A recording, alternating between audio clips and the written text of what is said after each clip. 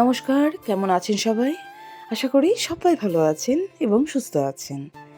আমরা পুরী এসেছি, কিন্তু আমাদের ট্রেন প্রচণ্ডভাবে লেট করার জন্য আমরা এসে পৌঁছেছি রাত্রি 9টায় হোটেলে। 4টেয় নামার পরে প্রচণ্ড পরিমাণ বৃষ্টি হওয়ার জন্য আমরা হোটেল খুঁজতে দেরি হয়েছে।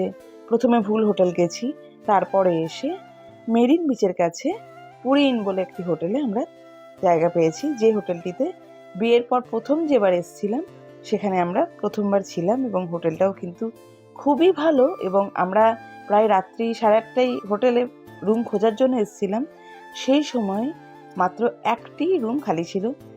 অনেক লাকি বলে আমরা এই রুমটা পেয়েছি, ভীষণই সুন্দর এই রুমটা। সকলেই জানি পুরীর প্রধান আকর্ষণ হচ্ছে জগন্নাথ মন্দির। এখানকার প্রধান দেবতা জগন্নাথ, তার ভাই বলভদ্র এবং বোন সুভদ্রা। আমরা পুরীর সৈকতে সমুদ্রের সোনালি যে বালিয়াড়ি আর পরিষ্কার যে জলরাশি সেটি দেখব বলে পুরী যাব বলে এই রাত্রিবেলাতেও বেরিয়ে পড়েছি। এখন অনেকটা রাত, তবুও রাত্রিবেলা এসে এই পুরো দিনটা যাতে বরবাদ না হয়, তাই জন্য তাড়াতাড়ি হোটেলে এসে রেডি হয়ে পুরীর বিচ যাব বলে রেডি হয়ে গেছি। আমরা এখন বেরিয়েছি, কোথায় দেখা যাচ্ছে না। তুমি কোথায়?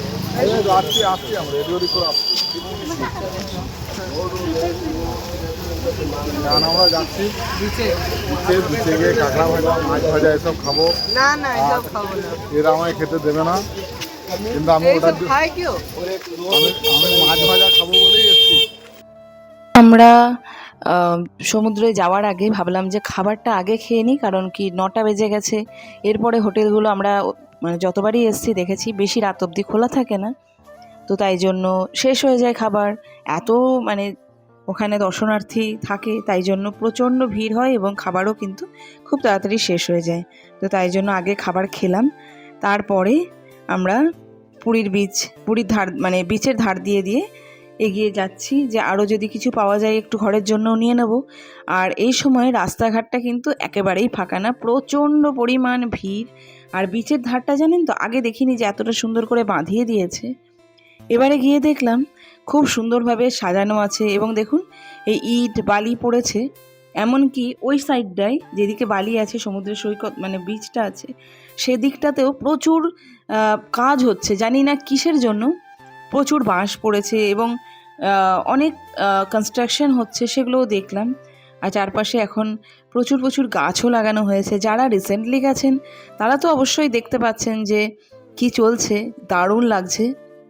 তবে বিশ্বাস করুন, সকালবেলা আসাটা তো অবশ্যই দুর্দান্ত, সকালবেলার সাথে কোনো কিছুরই তুলনা করা যায় না সমুদ্রের। তবে রাত্রেবেলা সমুদ্রের ধারে যে হাওয়া আর তার পাশ দিয়ে ঘোরা, আর এইগুলোতে জানেন তো আগে প্রচুর খাবার নিয়ে লোক বসতো এইখানেই, মানে বেশি হাঁটাহাঁটি করতো না, এখানেও প্রচুর খাবার পাওয়া যেত। কাবলি চানা, তারপরে তরকা, রুটি প্রচুর পাওয়া যেত। এবারে আমি গিয়ে দেখলাম একটাও কিন্তু ওখানে বসেনি, এবং অনেকটা দূরে মানে প্রত্যেকটা দোকানে জিনিসগুলো পাওয়া যাচ্ছে। হয়তো ওখানে রুল করেছে যে রোড সাইডে হকার বসা অ্যালাউ নেই। তো আমরা এখন রোড সাইড থেকে চলে এসেছি সমুদ্রের একেবারে ধারে। জানি না আপনারা কতটা ঢেউ দেখতে পাবেন, তবে চেষ্টা করব যাতে রাত্রের ঢেউটাও আপনাদেরকে একটু হলেও দেখাতে পারি। আর সমুদ্র দাঁড়িয়ে ওই পাশে যে হোটেলগুলো বা দূর অবধি ছোট দোকান, বড় দোকান, তারপরে রাস্তাঘাটের প্রচুর পরিমাণ দোকান যেগুলো আছে, সেগুলো দেখতে কিন্তু অপূর্ব লাগে এখান থেকে। আর ওই দেখুন দূরে ওই জায়গাটা দেখছেন, ওটা হচ্ছে কিন্তু স্বর্গদ্বার, আর এটা হচ্ছে সেই বিখ্যাত জগন্নাথ মন্দির। আমি জানি না, আমি কোনোদিনই এই হোটেলটায় যাই, জগন্নাথ মন্দির বলছি, জগন্নাথ হোটেল, আমি ওখানটায় কোনোদিনই যাইনি, তবে খুবই নাম শুনেছি জায়গাটায়। আর একটু ঢেউয়ের আওয়াজ আপনাদেরকে শোনায়।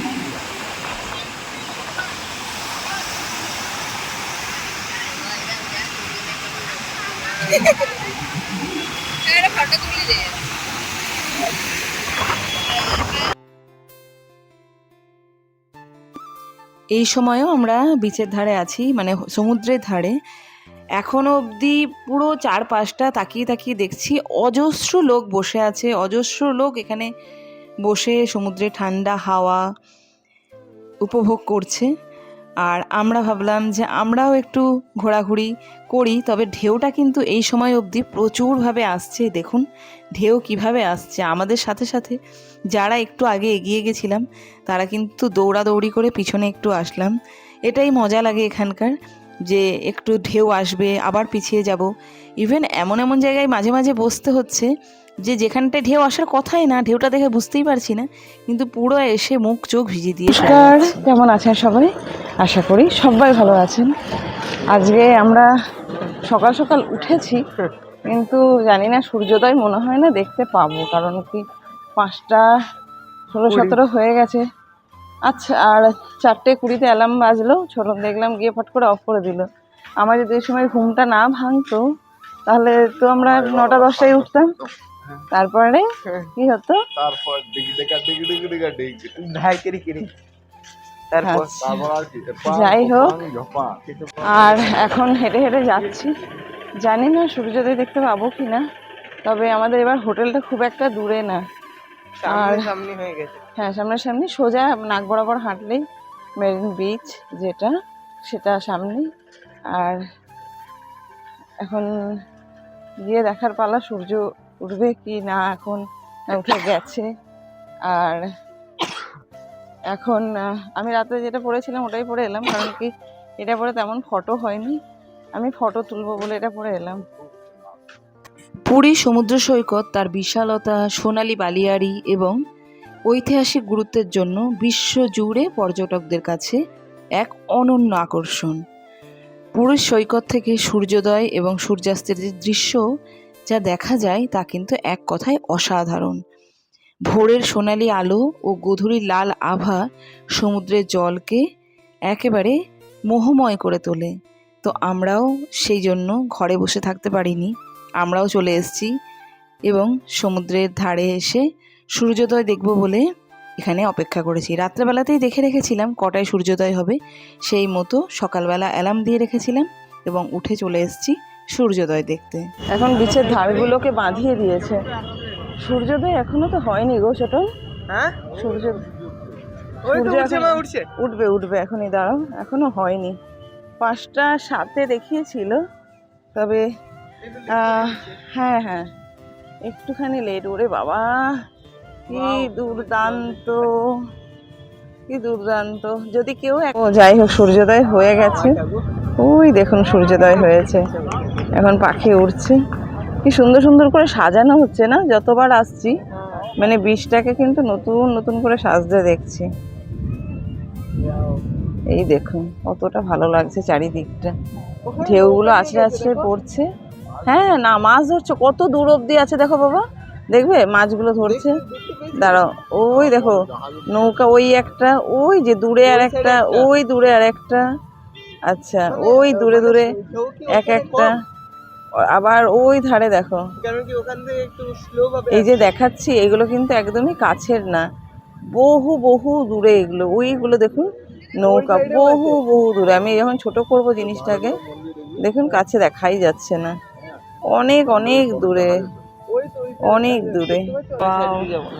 ওই যে এখন ক্যামেল রাইডিং করছে সবাই নাকি রে? হ্যাঁ এখনই জলে নামবে না এই মুহূর্ত থেকেই, আর সব দৌড়াচ্ছে। যেবার আমরা প্রথমবার এসেছিলাম সেবারে আমরা কি করেছিলাম, কোনো রকমে এসে দৌড়ে লাফিয়ে আমরা চলে গেছিলাম ইয়েতে, সমুদ্রে। কোনো রকমে এসে দৌড়। সব মানুষ এখন ঘুমাচ্ছে আসার পর থেকে। এরা এখনো ব্যাগ নিয়ে মানে মনে হয়, না তুমি ওই দিক দিয়ে চলো, যেখানে যাবে ওখান দিয়ে চলো। আচ্ছা, সেই মুন্ডা মিঠাই বিক্রি করে সেগুলো আসছে না কেন গো ছোট? না এখনো পর্যন্ত ভীষণ পরিমাণ খিদে পেয়ে গেছে, রাত্রেবেলাও তেমন কিছু খাওয়া হয়নি। খিদে পেয়েছে? আমারও পেয়েছে ভীষণ পরিমাণে। এই রে, ওরা আবার কি খেলছে ওখানে? একদল কোনো কিছু খেলাখেলি করছে, বাচ্চা বড় সবাই লাফালাফি দৌড়াদৌড়ি খেলছে। সূর্যটা তো এখন আরও ভালো লাগছে। সমুদ্রে এসে যদি আপনি সূর্যোদয়ই না দেখলেন বা সকালবেলা উঠে যদি সমুদ্রের ধারে নাই আসলেন, বিশ্বাস করুন আপনি 50% সৌন্দর্য মানে সমুদ্রের দেখা থেকে একেবারে পিছুপা থেকে গেলেন। তাই জন্য যদি পারেন চেষ্টা করবেন যতই ক্লান্ত রাত্রেবেলা হোক না কেন সকালবেলায় একেবারে সকালবেলায় এসে এই সৌন্দর্য উপভোগ করুন। আর সমুদ্র সৈকতের স্থানীয় জেলেদের মাছ ধরার যে দৃশ্য আর ঝিনুকে তৈরি নানা জিনিসপত্র এখানে বিশ্ববিখ্যাত। মানে এখানে যে পরিমাণ ঝিনুকের জিনিস পাওয়া যায় এবং সমুদ্রের ধারে যে পরিমাণ ঝিনুক কুড়িয়ে পাওয়া যায় সেটা কিন্তু বিশাল ব্যাপার একটা। আর এখানকার সামুদ্রিক যে খাবার দাবার সেটাও কিন্তু এখানকার বিশাল জনপ্রিয়। আর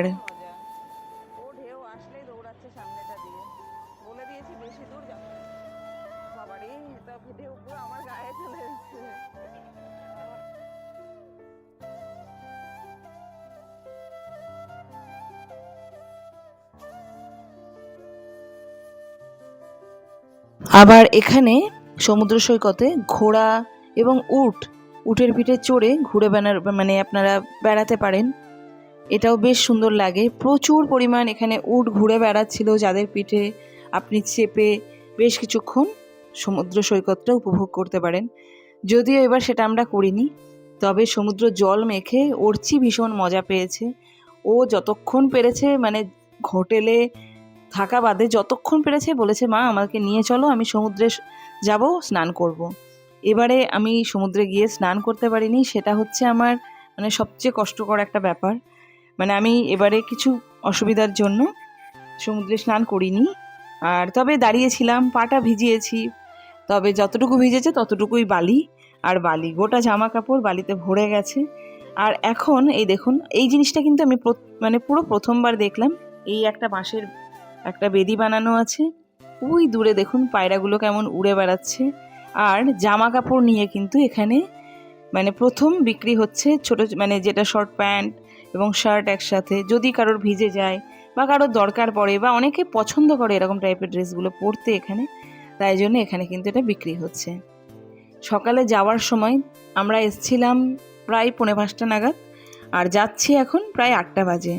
8টা নাগাদ তেমন দোকানপত্র না খুললেও কিছু কিছু দোকানপত্র তো অবশ্যই খুলে গেছে, যেখানে বিক্রি হচ্ছে ইডলি, ডাল বড়া, ধোসা ইত্যাদি। তো আমি ওই একটুখানি ইডলি নিলাম, যেটাতে তেল একটু কম থাকবে, আর 2টো বড়া ওরা ওর মধ্যে দিয়ে দিয়েছিল। কিছু করার নেই, ওটাই নাকি নিয়ম। আমি চাইলে অবশ্য 5টাও ইডলি নিতে পারতাম, জানি না কী হিসাবে দিল, হয়তো অনেকে এটা খায় বলে হয়তো সেই হিসাবেই দিয়ে দিয়েছে। আমি ইডলিগুলো খেলাম। খেতে যেমনই হোক বাইরে খাবার তো খেতেই হবে। 5টা ইডলি 50 টাকা, 5টা লুচি 50 টাকা, এবং 5টা বড়া নিন তাতেও 50 টাকা। তবে এখানে কিন্তু ডাব এই জিনিসটা কিন্তু খুবই সস্তা।